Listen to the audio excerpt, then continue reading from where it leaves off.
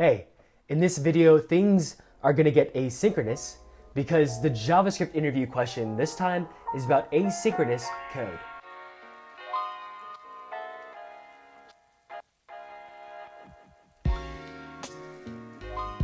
Alright, so here we have our question. It starts with a console.log. There's a couple set timeout lines and another console.log. And the task is to figure out what the output is of the above. Now overall, it's a pretty short question, so if you had this in an interview session, it'd probably be a warm-up session and then there'd be some more questions to follow. But it does cover some really crucial concepts about JavaScript. All right, so let's start from the top down. Here we have a console.log of 1. Now I'm pretty confident that the first log that is going to occur is this log of 1. After all, a console.log is synchronous, so it's not placed into the background or anything like that, so you can expect that the first output is going to be the log 1. Okay, now we get to the set timeout line, the second one, and it has two parameters. One is a callback function, and then there's 1,000 number, which is a millisecond delay. What this is saying is that after 1,000 milliseconds, fire that callback function. Now, if JavaScript was blocking, with this timer code, we could expect that after a second, we'd get that log of 2. We'd consider this to be a blocking function. But the thing is, JavaScript is actually non-blocking with asynchronous code like a set timeout.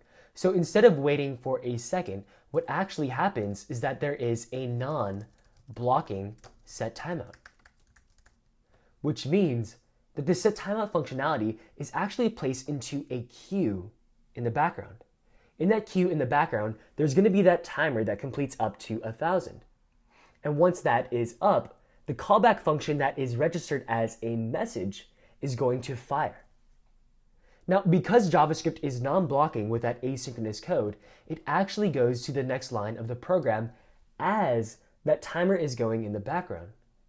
So we get to line 3, even though the console.log of 2 from line 2 hasn't happened yet. So on line 3, we have another non-blocking set timeout. In this case, the delay is 0 milliseconds, but it's still placed into that background queue. And in the meantime, JavaScript is going to continue completing the rest of the code before it tries to pull off any asynchronous functionality from that queue. Therefore, the next thing that should actually fire is this console.log of 4. So we can expect the next output to be 4. So eventually, the timers will complete within the background queue. The first timer to complete is going to be the one with the 0 millisecond delay. So that message is going to fire off the queue, and it does a console.log of 3. And eventually 1,000 milliseconds is up, and we get the message for the console.log of 2. So the next output is going to be 2, which means overall, we should expect 1, 4, 3, and 2 to log to the console. So it looks like we've covered all the lines.